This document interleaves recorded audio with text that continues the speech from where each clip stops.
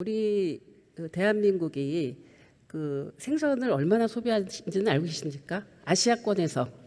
저는 하루에 200g을 365일을 먹을 정도의 수준은 아니라고 생각합니다. 대한민국이 아시아권에서는 가장 생선을 많이 소비하는 국가입니다. 좋아하고 예, 알고 많이 계실 먹죠. 거예요. 그리고 내부 피폭시에 가장 문제가 되는 핵종이 이 방사성 세슘하고 스트론튬입니다. 근데 요드 같은 예, 것도 근데 있죠. 세슘은 이제 골수암과 네. 갑상선암, 유방암 일으킨다고 이미 얘기가 된 부분이고요. 네. 스트론튬 같은 경우는 뼈암이나 불임 네. 이런 부분입니다. 그래서 이게 사실 이런 어떤 주장이 과학이지 이런 주장이 괴담이 아니에요. 네, 저는 예? 과다하게 했을 때 분명히 과다라는 기준에 대해서 아까 문제가 말씀하신 된다는 거예요. 저는 뭐 의원님 말씀에 전적으로 동의하지만 바로 그런 것들을 방지하기 위해서 각 나라가 기준을 가지고 있다는 말씀이고요.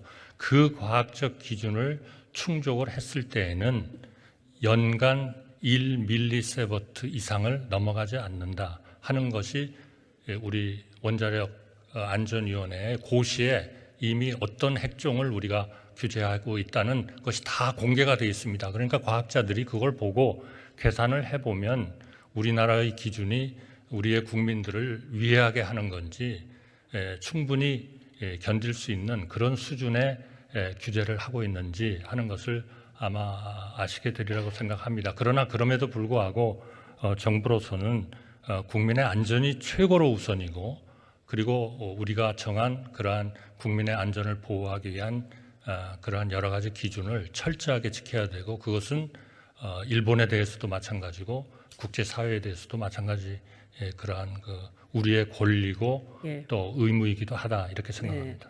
그 지금 이제 이달 내로 IAEA 최종 보고서가 나올 예정인데요. 그 1차 보고서를 보니까 그 8개 기술 주제로 이거를 선정했습니다. 근데 그 내용에 인접 국가와 해양 환경 생태계에 대한 영향 평가가 없는 거는 알고 계십니까? 알고 계십니까? 그러나 실제로 영향 평가를 다 하는 거죠. 그래서 아니죠. 저희도 원자력 연구소하고 해양 연구소가 모델을 그동안에 우리 문재인 정부 때 다 그런 것들을 마련을 해주셔서 모델을 일종의 다 했고 또 그 모델을 한번 시산도 해서 올해 한번 발표를 했습니다. 그러나 그것은 아직도 그 모델이 완벽하게 만족스럽지는 않기 때문에 앞으로 계속 더 발전을 시켜야 되고 앞으로 수시로 우리 해양에 대한 영향을 계속 그 모델을 통해서 검증을 할 겁니다. 다만 지난 2011년 그 후쿠시마 원전 사태가 일어난 이후로 저희가 최근까지 우리 계속 우리의 해역과 우리 해역에서 잡히는 물고기에 대해서 이 방사능 조사를 끊임없이 해왔습니다. 그리고 올해 같은 경우에는 지금 그 조사를 92개 지점에서 하려고 하고 있는데요. 그러한 그 전체적인 전제하에서 봤을 때 우선 우리나라의 해양과 우리나라의 어족에는 방사능이 검출이 되지 않았습니다. 그리고 앞으로 이제 방류가 됐을 때 어떻게 될 것이냐 하는 것을 해봤을 때 그것은 충분히 우리의 그 해역의 건강성은 유지된다 하는 그런 판단을 한 것으로 알고 있습니다. 그러나 단정하실 수는 없습니다. 여기에서 그치지는 말아야 된다고 네. 생각합니다. 단정하실 수는 없는 거고요. 지난번 어쨌든 1차 보고서에서는 그 인접 국가나 해양 생태계에 영향 평가가 없었고요. 그거를 원자력 안전위원회에서도 그런 평가가 부존재한다고 사실 인정을 하지 않았습니까? 그래서 지금 말씀하신 대로 그러면 한국 정부가 이후에 만약에 그 오염수 방류할 경우에 독자적인 뭐 환경 영향 평가 같은 거 계획하고 계십니까? 저희 그 대한민국으로서는 계속 지금 이제 그동안에 몇 년 전서부터 발전시킨 그 모델을 더욱더 발전시킬 거고요. 더 자주 할 거고 우리 국민들의 안전이 최고 우선입니다. 거기에 어떤 것도 대체할 수가 없기 때문에 그러한 그 조사를 계속하고 또 그 조사를 공표할 겁니다. 아니, 그러니까 제가 말씀드리는 거는 IAEA 이제 보고서가 나오면 조만간 나온다고 하는데 그것을 과학의 기준이라고 얘기를 하시는데 사실은 거기에 그 보고서의 그 구체적인 내용에 결함이 있다라고 문제를 제기하지 않았습니까? 그러면 그거가 나오고 난 다음에 어떤 방류를 허용하고 이렇게 할 부분이 아니고요. 그럼 독자적인 어떤 환경 영향 평가를 대한민국 주권 국가로서 하겠다라든지 뭔가 이런 어떤 계획이 있어야 된다 생각하고요. 지금 제가 볼 때는 그런 부분에 대해서 지금 뭐 그 기준에 따라서 할 거니까 오염수가 들어와도 문제 없다 이런 식으로 추정하시는 것이지 우리가 대한민국 국민들이 믿을 수 있을 만한 그런 근거를 제시하시는 건 아니시거든요. 그거 과학이 아니라고 생각을 합니다. 저는 그래서 지금 이미 사실은 일본산 수산물 수입이 좀 늘어나고 있지 않습니까?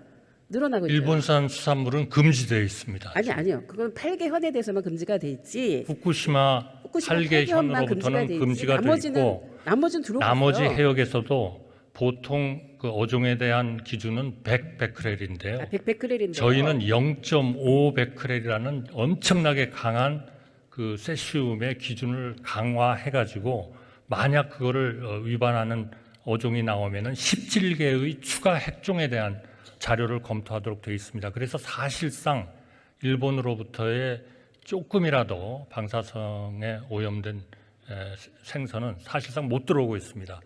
저희 어쨌든, 정부는 어떤 일이 있더라도 그 기준은 지금 계속하겠습니다. 현재는 그런데요. 현재는 그런데 이미 방어가 100%고 뭐 멍게가 98%고 일본 산이 이제 그렇지 않습니까? 그래서 여기에 대한 어쨌든 암만 뭐 그런 검사를 하신다 하더라도 들어올 때 수입 단계에서 하는 것이 알고 있습니다. 지금 근데 후쿠시마 지역에서는 절대로 안 들어옵니다. 후쿠시마저는 알습니다. 근데 후쿠시마 이게 왜냐하면 방류가 되면 후쿠시마만 문제가 아니기 때문에 일본 해 주변과 그다음에 여러 태평양 연안들 이런 데들이 다 사실은 오염될 수 있다라는 문제 때문에 말씀을 드리는 거예요. 그래서 그러니까 저희가 그 어종에 대한 방사능 검사를 대폭 강화하는 그런 방안을 가지고 있습니다. 어제 아마 해수부 장관께서도 그런 말씀을 하셨고 저희가 해역을 할 뿐만 아니라 들어오는 어종에 대해서는 더욱더 철저하게 그렇게 할 것입니다.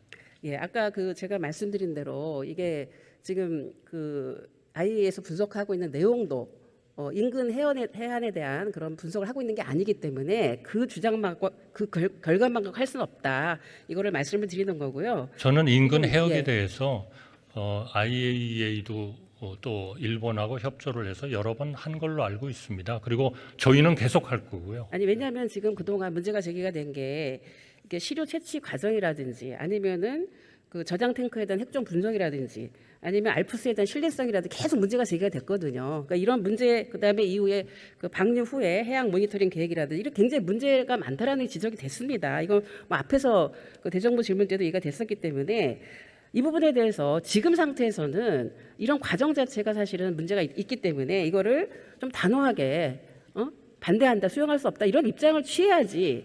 그런 입장을 지금 취할 수 있다고 저는 생각하거든요. 지금 현재 나타난 문제만 갖고서라도요. 왜 그런 입장을 단호하게 못 취하냐라는 거죠.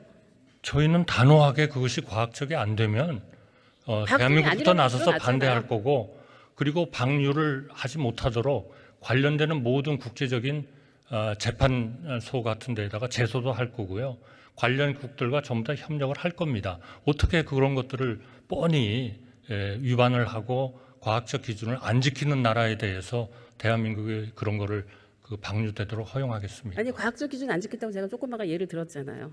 그 안 지켰다는 것에 대해서는 그런 문제가 있기 때문에 계속 그 기술을 발전시키고 우리가 지금 IAEA하고 같이 감시를 하고 있는 거고 거기에서 시료를 채취해 가지고 우리나라 박사들과 우리나라의 기관들이 같이 분석을 하고 그 결과를 공유하고 그러고 있는 거거든요. 그러니까 더욱더 앞으로가 중요한 것입니다.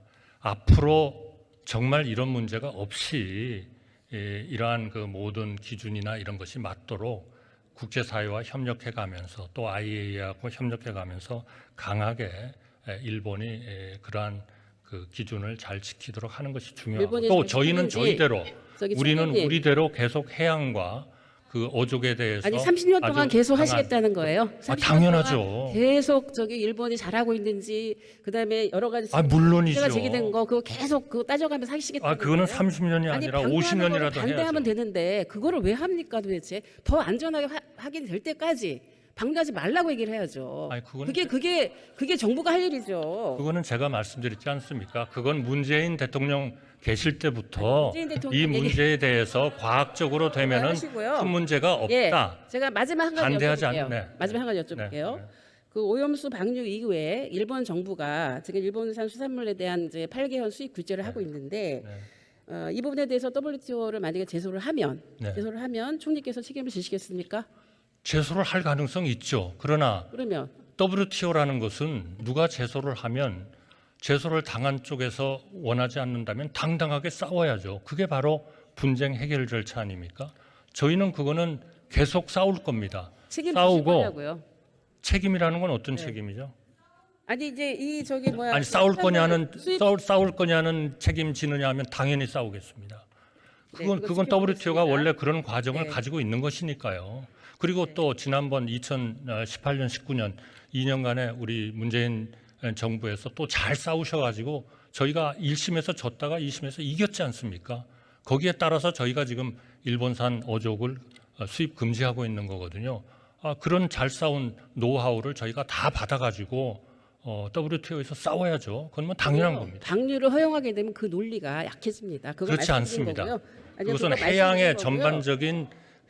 전반적인 환경 이것 때문에 2019년에 우리가 이긴 겁니다. 지금도 우럭의 그 방사능 포함이 기준의 180배가 되는 한은 그거는 일본의 고해역 물론 그 원전 주위에서 잡은 거라고는 합니다만 그런 것이 계속되는 한은 우리는 국제적으로 우리가 수입을 금지하는 것에 대한 아주 충분한 그런 근거를 가지고 있고 또 그것은 어떤 일이 있어도 수입을 해서는 안 된다.